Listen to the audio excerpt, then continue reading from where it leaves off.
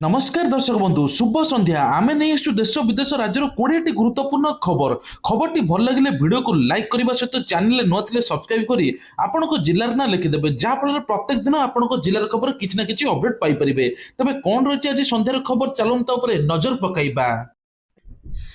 प्रथम खबर 50 फुट तलू खसला अटो 7 दंडुआ गुरुतर। नयगढ़ जिला फतेगढ़ श्री राम मंदिर दंडुआ भक्त एक अटोरे दर्शन पर आसते फेरिबा बेले पहाड़ उपर तलू फेरुता बेले अटोटी भारसाम्य हो दुर्घटना घटी 7 जन दंडुआ भक्त गुरुतर हो पड़ती। स्थानीय लोक सहायतार से गुरुतर अवस्था उठाई सीधा भापुर गोष्ठी स्वास्थ्य केन्द्र को नहीं तेज कहुचे हाथी आक्रमण जड़े महिला और झीकर मृत होती विलंबित राति दंड नाच देखि फेरुता बेले मधुपुर निकट में हाथी आक्रमण करथिला। मां झीक मृत्यु होता बेले बापा अल्पके वर्ती जाइछंती। परवर्ती खबर 2027 पंचायत निर्वाचन पर प्रस्तुति आरंभ। एप्रिल सुधा सीट संरक्षण शेष करने जिलापाल को निर्देश। सरपंच प्रतिशत एवं ता सहित सीट संरक्षण रहिबो चिन्हट। तेबे 50% महिला संरक्षण हेबो ता सहित महिला संरक्षण 50% रही सरकार कहते। एप्रिल 17 सुधा आपत्ति अभियोग करें जनसाधारण। आसंता वर्ष हेबाकु थिबा पंचायत निर्वाचन पर ओडिशा सरकार प्रक्रिया त्वरान्वित करिसेंती। एथिपई एप्रिल शेष सुधा समस्त सीट संरक्षण प्रक्रिया शेष करने राज्य पंचायत राज एवं पानीय जल विभाग जिलापाल को चिठी लिखि निर्देश देइचंती। एप्रिल 7 रु प्राथमिक संरक्षण तालिका प्रकाश पाइबा परे एप्रिल 17 आपत्ति एवं अभियोग दाखल करिबार शेष तारीख रहिछि। परवर्ती खबर एप्रिल 27 सुधा सब स्कूल छात्र छात्री को पोशाक बंटन ने एसओपी जारी।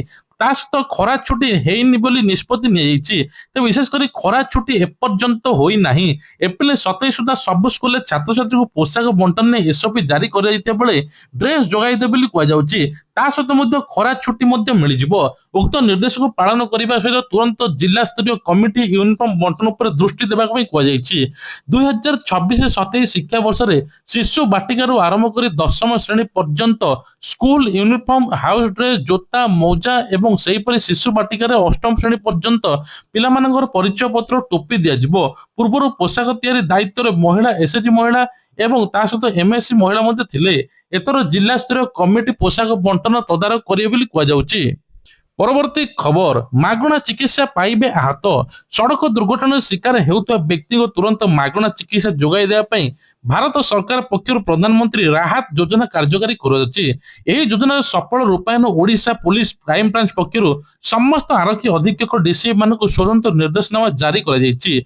तबे विशेष करी कहुछि एही योजना अधीन दुर्घटना शिकार होइते प्रत्येक व्यक्ति को सर्वाधिक 1.5 लाख टंका पर्यंत कैशलेस चिकित्सा जोगाई दिया जिवो।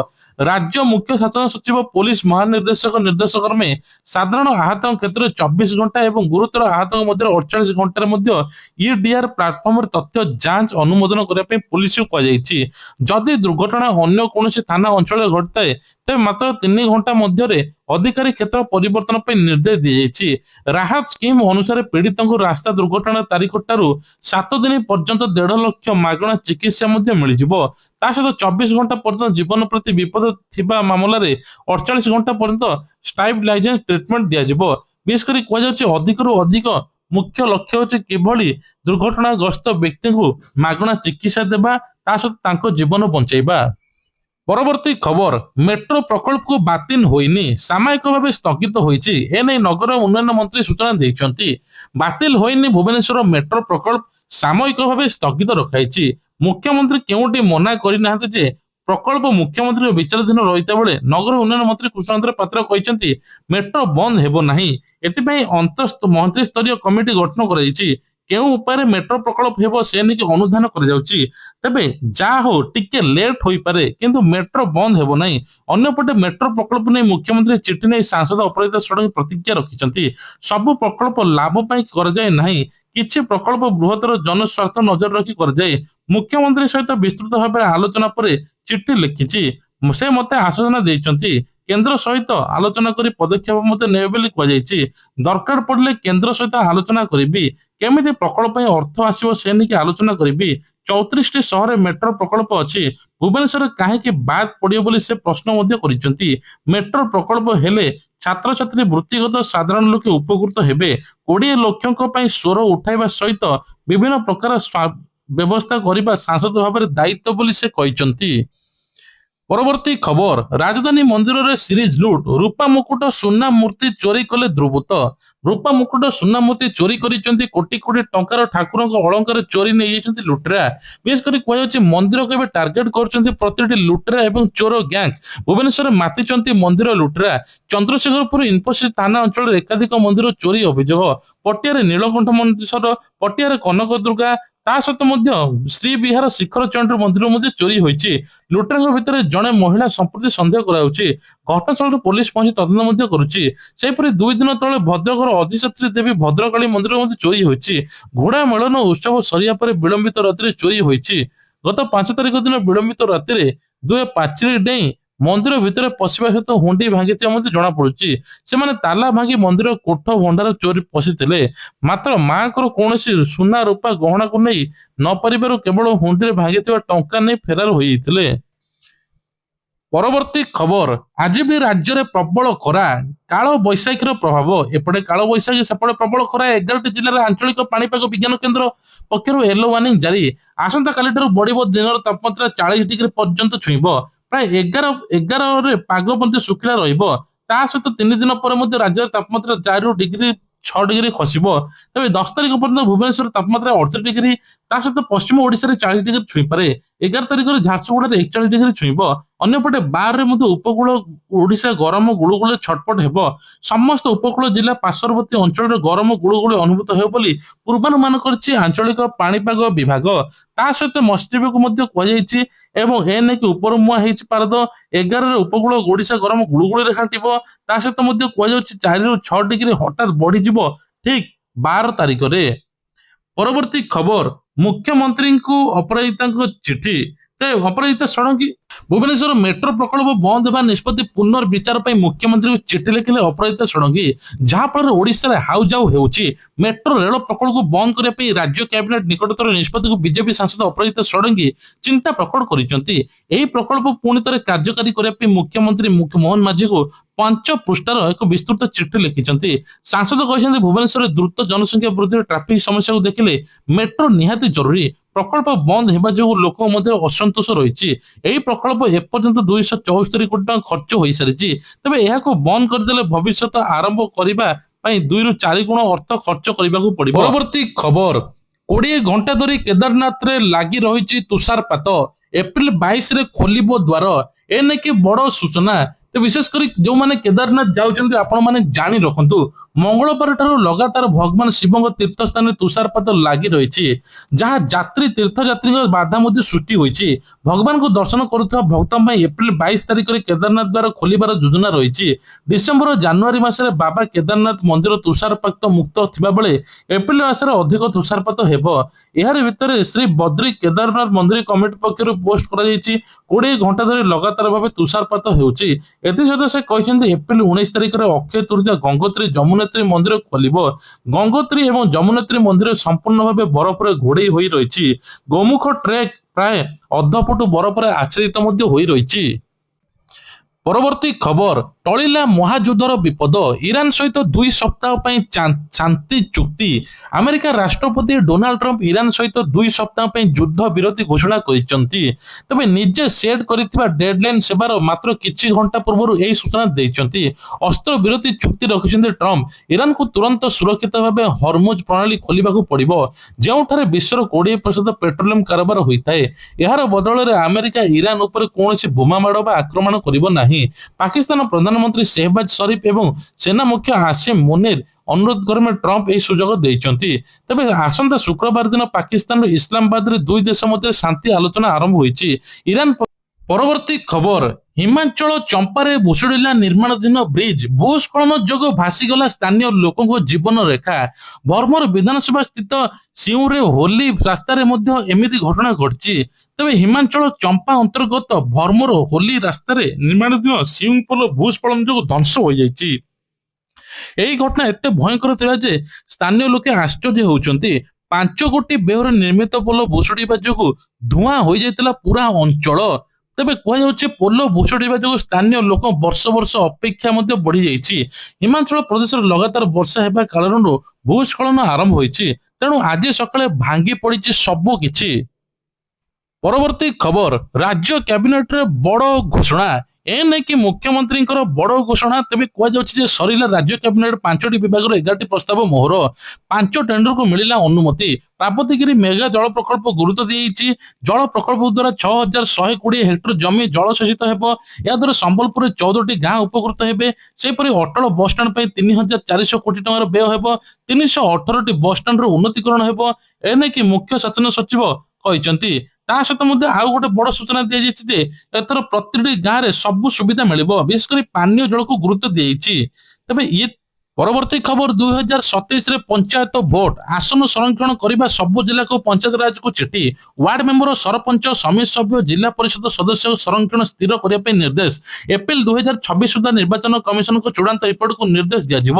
ୱାର୍ଡ ମେମ୍ବର, ସରପଞ୍ଚ, ସମିତି ସଭ୍ୟ ସଂରକ୍ଷଣ ପ୍ରକାଶ ମାଗିବା ପାଇଁ ବିଜ୍ଞପ୍ତି 17 ତାରିଖ ଭିତରେ ଅଭିଯୋଗ ଆବେଦନ କରିବେ। ତାପରେ 24 ତାରିଖ ସୁଦ୍ଧା ଅଭିଯୋଗ ଶୁଣାଣି କରି 29 ତାରିଖ ସୁଦ୍ଧା ଚୂଡାନ୍ତ ସଂରକ୍ଷଣ ତାଲିକା ନିର୍ବାଚନ କମିଶନକୁ ଜଣାଇବେ ବୋଲି ସୂଚନା ମିଳୁଛି। ପରବର୍ତ୍ତୀ ଖବର, ଜବାବ ରଖିବେ ସେବାୟତ। ଶୁକ୍ରବାର ଦିନ ସନ୍ଧ୍ୟାରେ ବା ଆଜି ହଠାତ୍ ଜବାବ ରଖିବେ ସେବାୟତ। ବିବାଦ ଦିଅଙ୍କ ବିଭ୍ରାଟ ଯୋଗୁଁ ଏବେ ତଥ୍ୟ ଉପସ୍ଥାପନ କରିବେ। ତଥ୍ୟ ଆଉ ମନ୍ଦିର ସରକାରୀ ନିର୍ବାହ ଅଧିକାରୀ ରିପୋର୍ଟ ମିଶାଇ ଟ୍ରଷ୍ଟ ବୋର୍ଡ ପକ୍ଷରୁ କାର୍ଯ୍ୟାନୁଷ୍ଠାନ ବାବଦରେ ନିଷ୍ପତ୍ତି ନିଆଯିବ। ତେବେ କୁହାଯାଉଛି ସକାଳ ସାହାଣା ମେଳା ଏବଂ ଦର୍ଶନ ବେଳେ ଠାକୁରଙ୍କୁ ଘୋଡେଇବା ବ୍ରାହ୍ମଣ ବଡୁ ନିଯୋଗ ସେବାୟତରେ ବାକ୍ ଯୁଦ୍ଧ ଧସ୍ତାଧସ୍ତି ହୋଇଥିଲା। ଏହାକୁ ନେଇକି ମନ୍ଦିରରେ 7 ଘଣ୍ଟାରୁ ଅଧିକ ନୀତିକାନ୍ତି ବିଭ୍ରାଟ ହୋଇଥିଲା। ପ୍ରାୟ ସମୟ ଆପଣମାନେ ଦେଖିଯିବେ ଯେ ପ୍ରଭୁ ଲିଙ୍ଗରାଜଙ୍କ ମନ୍ଦିରରେ ଏଇଭଳିଆ ବିଭ୍ରାଟ ଦେଖାଯାଉଛି। ତେବେ ଏ ନେଇକି ଭୟଙ୍କର ଏବେ ଆଲୋଚନା ହେବ। ତା ସହିତ ଯୋଉମାନେ ଏପଟ ସେପଟ କରୁଛନ୍ତି ତାଙ୍କ ଉପରେ ମଧ୍ୟ ଦୃଢ କାର୍ଯ୍ୟାନୁଷ୍ଠାନ ନିଆଯିବ। ପରବର୍ତ୍ତୀ ଖବର ହେଉଛି ଶ୍ରୀମନ୍ଦିର ରତ୍ନଭଣ୍ଡାରର ଆଜି ଗଣତି ମଣତିର ତୃତୀୟ ଦିନ। ବାହାର ରତ୍ନଭଣ୍ଡାର ଗଣତି ମଣତି ଉଚ୍ଚସ୍ତରୀୟ କମିଟି ଜଷ୍ଟିସ ବିଶ୍ୱନାଥ ରଥ, ମୁଖ୍ୟ ପ୍ରଶାସକ ଡକ୍ଟର ଅରବିନ୍ଦ ପାଢୀ, ଜିଲ୍ଲାପାଳ ଦିବ୍ୟଜ୍ୟୋତି ପରିଡାଙ୍କ ସମେତ ଅନ୍ୟ ଲୋକ ମଧ୍ୟ ଉପସ୍ଥିତ ଥିଲେ। ସାଧାରଣ ଲୋକଙ୍କ ଦର୍ଶନ ମଧ୍ୟ ରହିବ। ତେବେ କୁହାଯାଉଛି ଶନିବାର ବି ଚାଲିବ ରତ୍ନଭଣ୍ଡାର ଗଣତି ମଣତି। ରବିବାର ଭକ୍ତଙ୍କ ଭିଡକୁ ଦୃଷ୍ଟିରେ ରଖି ଗଣତି ମଣତି ବନ୍ଦ ରହିବ। 13 ତାରିଖ ଏବଂ ପରେ 16-18 ତାରିଖରେ ଜାରି ରହିବ ଗଣତି ମଣତି। ଖୁବ୍ ଜଲ୍ଦି ଏହାର ରେଜଲ୍ଟ ମଧ୍ୟ ପ୍ରକାଶ ପାଇବ। ପରବର୍ତ୍ତୀ ଖବର, ସ୍କୁଲ ପିଲାଙ୍କ ପାଇଁ ଖୁସି ଖବର। ଆଗାମୀ ମାସରେ ବା ମେ ମାସରେ ବାହାରିବ ମ୍ୟାଟ୍ରିକ ପରୀକ୍ଷା ରେଜଲ୍ଟ ଫଳାଫଳ। ଯୋଉମାନେ ସପ୍ଲିମେଣ୍ଟାରୀ ପରୀକ୍ଷା ଦେବା ପାଇଁ ଚାହିଁବେ ସେମାନେ ଉକ୍ତ ତାରିଖରେ ମଧ୍ୟ ଆବେଦନ କରିପାରିବେ। ବିଶେଷ କରି ଓଡିଶା ଶିକ୍ଷକ ଯୋଗ୍ୟତା, ଓଡିଶା ଟିଚର ଏବେ ଏଲିଜିବିଲିଟି ଟେଷ୍ଟ ବା ଓଟିଇଟି 2026 ଆବେଦନ ସମୟକୁ ମେ ମାସ 9 ତାରିଖ ପର୍ଯ୍ୟନ୍ତ ବୋର୍ଡ ପକ୍ଷରୁ ଘୁଞ୍ଚାଇ ଦିଆଯାଇଛି। ଏହି ପରୀକ୍ଷା ଲାଗି ଆବେଦନ ଶେଷ ତାରିଖ ଗୁରୁବାର ରାତି 12ଟା ପର୍ଯ୍ୟନ୍ତ ଥିଲା। ଉକ୍ତ ଧାର୍ଯ୍ୟ ସମୟ ସୀମା ମଧ୍ୟରେ ଅନେକ ପ୍ରାର୍ଥୀ ଆବେଦନ କରିନଥିବାରୁ ବୋର୍ଡ ପକ୍ଷରୁ ଓଟିଇଟି ପକ୍ଷରୁ ଆଶାୟୀଙ୍କୁ ପୁଣି ସୁଯୋଗ ମଧ୍ୟ ଦିଆଯାଇଛି। ପରବର୍ତ୍ତୀ ଖବର, ପାନ କାର୍ଡ ଅଚଳ କରିବାକୁ ଜଣେ ଚାଷୀଙ୍କ ଠାରୁ 10,000 ଟଙ୍କା ଲାଞ୍ଚ ମାଗିବା ମହଙ୍ଗା ପଡିଲା ଆୟକର ବିଭାଗର 3 ଅଧିକାରୀଙ୍କୁ। ସିବିଆଇ 3 ଜଣଙ୍କ ନାଁରେ ମାମଲା ରୁଜୁ କରି ସିଧା ଘଟଣା ତଦନ୍ତ କରିଛି। ସେମାନେ ଆୟକର ଇନ୍ସପେକ୍ଟର ଏବଂ ସତ୍ୟନାରାୟଣ ରାୟ, କିରାନୀ ଭୀମସେନ ବାରିକ ଏବଂ data entry operator Suresh Samaresh. ତେବେ ଏୟାରଫିଲ୍ଡ ଥାନା ବାରକୁଦା ଗାଁରେ ଏଭଳି ଘଟଣା ଘଟିଛି। ଚାଷୀ ସୁଭାଷ ଚନ୍ଦ୍ର ସାହୁ 50 ବର୍ଷ କିଛି ଦିନ ତଳେ ଆଧାର କାର୍ଡ ପ୍ୟାନ କାର୍ଡ ଲିଙ୍କ କରିବାକୁ ଯାଇଥିଲେ। ସେଠାରେ ଜଣାପଡିଲା ଆଧାର କାର୍ଡ ସୁଭାଷଙ୍କ ବାପା ନାଁରେ ଯୋଗୀ ସାହୁ ବା ପାନ କାର୍ଡରେ ଯୋଗେନ୍ଦ୍ର ସାହୁ ଅଛି। ସେ ତ୍ରୁଟିକୁ ସୁଧାରିବା ପାଇଁ କି ନୂଆ ପ୍ୟାନ କାର୍ଡ ଆବେଦନ କରିଥିଲେ। 2ଟି ପ୍ୟାନ କାର୍ଡ ରଖିବା ଅପରାଧ ଥିଲା ବୋଲି ଜାଣିନଥିଲେ। ତେଣୁ ଦିନେ ଟଙ୍କା ଉଠାଇବା ପାଇଁ ବ୍ୟାଙ୍କକୁ ଯାଇଥିଲେ। ବ୍ୟାଙ୍କରେ କୌଣସି କାରବାର ହୋଇନଥିଲା। 2ଟି ପ୍ୟାନ କାର୍ଡ ଥିବାରୁ ଏମିତି ସମସ୍ୟା ହେଉଛି ବ୍ୟାଙ୍କ କର୍ମଚାରୀ କହିଥିଲେ। ଆୟକର ବିଭାଗ କହିଥିଲେ 10,000 ଟଙ୍କା ମାଗିଥିଲେ। ଯାହା ଫଳରେ ଏବେ କୁହାଯାଉଛି ଯେ ଏମାନେ ସବୁ ଧରା ପଡିଛନ୍ତି। ଛୋଟିଆ ଭୁଲ ଯୋଗୁଁ ଏତେ ଟଙ୍କା କାହିଁକି ମାଗିଲେ ସେ ନେଇ ପ୍ରଶ୍ନ ମଧ୍ୟ ଉଠାଯାଇଛି। ପରବର୍ତ୍ତୀ ଖବର ହେଉଛି ରାଜ୍ୟରେ କାଳବୈଶାଖୀ ପ୍ରଭାବ। 12ରୁ ବଢିବ ଗରମ ଗୁଳୁଗୁଳି। 12ରୁ 14 ତାରିଖ ବିଭିନ୍ନ ସ୍ଥାନରେ ଅସହ୍ୟ ଗରମ ଗୁଳୁଗୁଳି ଅନୁଭବ ହେବ। କେତେକ ସ୍ଥାନରେ 40 ଡିଗ୍ରୀ ଛୁଇଁବ। ସେପଟେ ପାଣିପାଗ ବିଶେଷଜ୍ଞ କହିଛନ୍ତି ଦିନରେ ଖରା, ଠିକ 4ଟାରୁ 5ଟାରୁ ବର୍ଷା ଆରମ୍ଭ ହୋଇଯାଉଛି। ପ୍ରତିଟି ଜିଲ୍ଲାରେ ବର୍ଷା ହେଉଛି। से नहीं 12टी जिला को येलो वार्निंग कराई किछि किछि स्थान रे कुआपथर वर्षा होची एपटे कहुच्छे 12 तारिख पर राज्य में तापमात्रा आहरी बढ़ एका संगे 4 ରୁ 6 डिग्री डेब ए नहीं लेबर मान श्रमिक मान दिन 11टा पर राति खरा बेल सारा काम करेंगे ना बालेश्वर भद्रक जाजपुर केन्द्रापड़ा कटक जगतसिंहपुर खोर्धा पुरी नयगढ़ गंजाम गजपति येलो वार्निंग तैयारी करिछि पाणीपाग विभाग। परवर्ती खबर चैंपियन टीम रे हालत खराब Indian Premier League IPL 2026 season बड़ बड़ दल गुड़िक अग्नि परीक्षा देउछंती। आईपीएल इतिहास सबुठु सफल टीम भाव परिचय चेन्नई सुपर किंग व मुंबई इंडियंस चलित सीजन में गोटे गोटे विजय पर संघर्ष करुछंती। 5 थर लेखाई चैंपियनशिप टाइटल हातेवा फल दुई दल प्रदर्शन संपूर्ण खराब। चेन्नई एपर्यंत विजय खाता खोलिबार विफल होईची सेपटे मुंबई इंडियंस प्रथम मैच जितिया पर लगातार दुईटी मैच हारुची।